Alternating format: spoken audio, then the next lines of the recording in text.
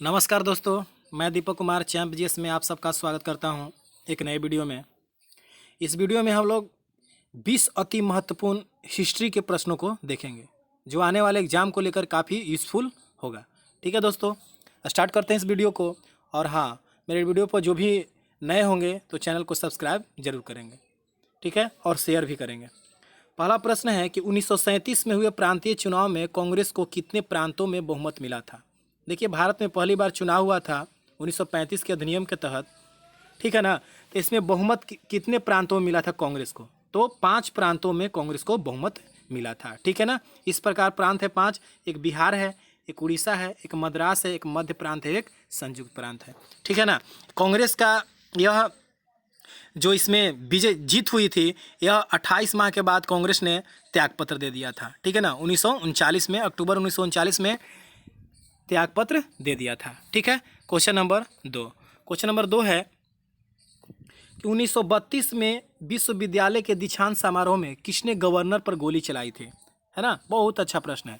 1932 में विश्वविद्यालय के दीक्षांत समारोह में किसने गवर्नर पर गोली चलाई थी? तो इसका राइट आंसर होगा बीना दास, ठीक है, बीना दास। देखिए, जो कलकत्ता में दीक्षांत समारोह हुई थी उसमें स्टैनले जैक्सन पर गोली चलाई थी। कौन? बीना दास, ठीक है। क्वेश्चन नंबर 3 है कि साइमन कमीशन ने अपनी रिपोर्ट कब प्रकाशित की थी?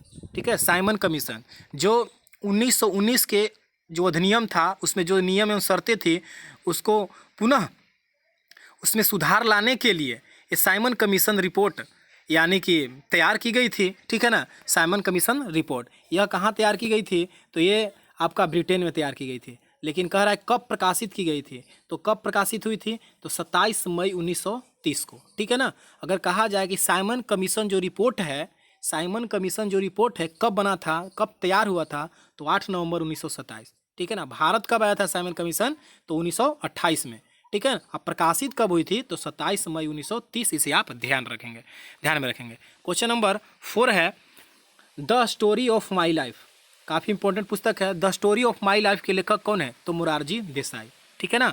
मोरारजी देसाई का ही जो जन्म दिवस है ये आपका 29 फरवरी को मनाया जाता है। इसे आप ध्यान रखेंगे। ये भारत के चौथे प्रधानमंत्री थे।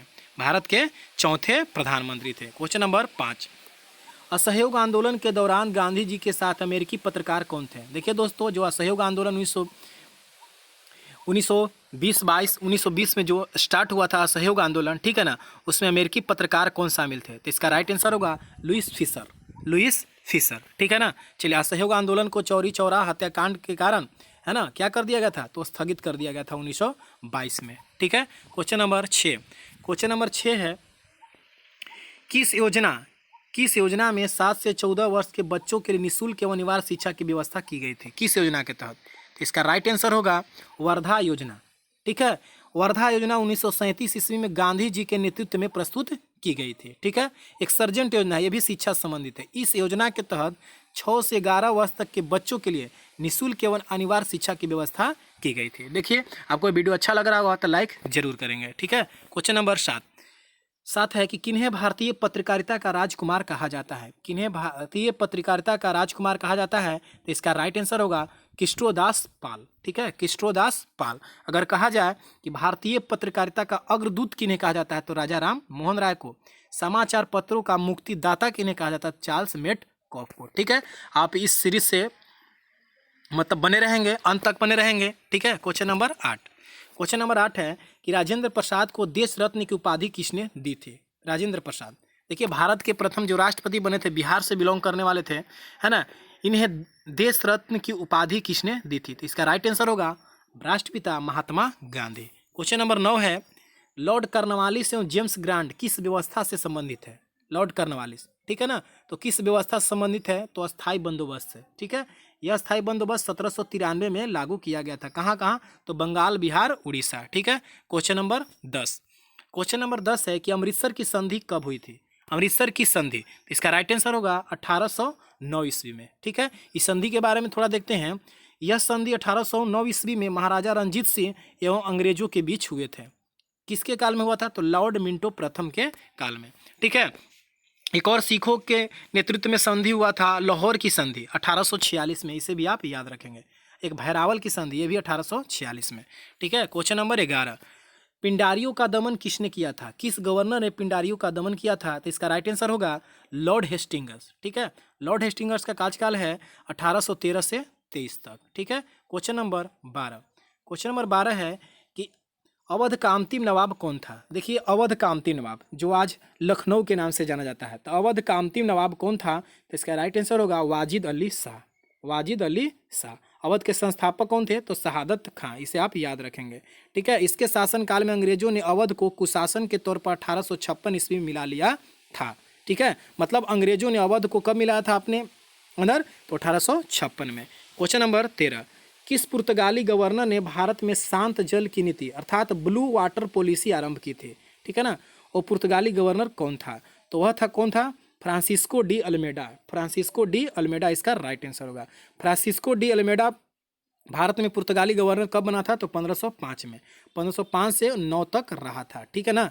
1505 से 9 तक रहा था। क्वेश्चन नंबर 14, क्वेश्चन नंबर 14 है कि आगरा की जामा मस्जिद किसने बनवाई थी? आगरा की जामा मस्जिद, इसका राइट आंसर होगा जहां आरा। जहां आरा कौन थी? तो शाहजहां की पुत्री जहां आरा के द्वारा आगरा में जामा मस्जिद बनवाई गई थी। शाहजहां की पुत्री थी।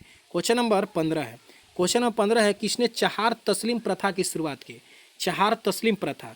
ठीक है ना। तो इसका राइट आंसर होगा शाहजहां। देखिए दोस्तों, शाहजहां ने सिजदा और पबोस की प्रथा को समाप्त कर चहार तस्लीम प्रथा की शुरुआत की थी। ठीक है ना। इसे आप इंपॉर्टेंट मानेंगे। ठीक है। क्वेश्चन नंबर 16 है कि मूला दो प्याज किसके दरबार में रहते थे? मूला दो प्याजा PVI प्रश्न है, किसके दरबार में रहते थे? तो इसका राइट आंसर होगा, इसका राइट आंसर होगा आपका अकबर। ठीक है ना। अकबर के दरबार में 9 रत्न रहते थे जो इस प्रकार है। पहला बीरबल इसी के दरबार में, टोडरमल इन्हीं के दरबार में, मानसी इन्हीं के दरबार में, तानसेन इन्हीं के दरबार में, हकीम इमाम इन्हीं के दरबार में, फैजी भी इन्हीं के दरबार में रहते थे। मूला दो प्याजा भी। ठीक है ना। चलिए, क्वेश्चन नंबर 17 है किसने कलिंग को मगध में मिला लिया था? तो किसने कलिंग को मगध में मिला लिया था? तो इसका राइट आंसर होगा महापद्मानंद। ठीक है। नंद वंश के संस्थापक थे महापद्मानंद, इन्हीं के द्वारा कलिंग को मगध में मिला लिया था। इन्हें एकराट के नाम से भी जाना जाता है, एकराट के नाम से। ठीक है ना। क्वेश्चन नंबर 18, क्वेश्चन नंबर 18 है कि इनमें से बौद्ध धर्म के संबंध में क्या सही नहीं है? मतलब 4 गो ऑप्शन है। ठीक है ना। इसमें से कौन गलत है? पहला ऑप्शन है कि उपदेशों को प्रचार पाली भाषा में किया था, ये बिल्कुल सही है। दूसरा ऑप्शन है कि बौद्ध धर्म ईश्वर और आत्मा को नहीं मानते हैं, ये भी सही है। मोक्ष की प्राप्ति के लिए मृत्यु आवश्यक नहीं थी, बिल्कुल नहीं थी, ये भी सही है। तो चौथा नेसेसरी गलत होगी। ठीक है ना। तो चतुर्थ बौद्ध संगीति का आयोजन वैशाली में हुआ था, बिल्कुल गलत है। चतुर्थ बौद्ध संगीति का आयोजन कहाँ हुआ था? कुंडलवन में हुआ था, जम्मू कश्मीर में। ठीक है ना। चलिए, क्वेश्चन नंबर 19 है पंचविश किस वेद का ब्राह्मण ग्रंथ है? ठीक है ना। ब्राह्मण ग्रंथ है, तो इसका राइट आंसर होगा सामवेद। ठीक है ना। सामवेद। ऐत्रेय ऋग्वेद हो गया, कौशिकी ऋग्वेद हो गया। ठीक है ना। गंधर्ववेद सामवेद के हो गया, पंचविश भी सामवेद के हो गया।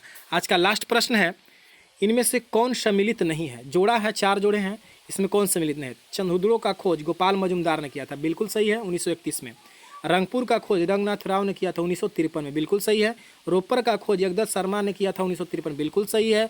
लोथल का खोज जगदत्त शर्मा ने 1957 में, ये बिल्कुल गलत है। ठीक है दोस्तों। तो लोथल का खोज किया था रंगनाथ राव 1957 में, इसे आप याद रखेंगे। लोथल का खोज कौन किया था? रंगनाथ राव। यदि आपको ये वीडियो अच्छा लगा होगा तो आप इसे शेयर जरूर करेंगे। वीडियो को देखने के लिए धन्यवाद।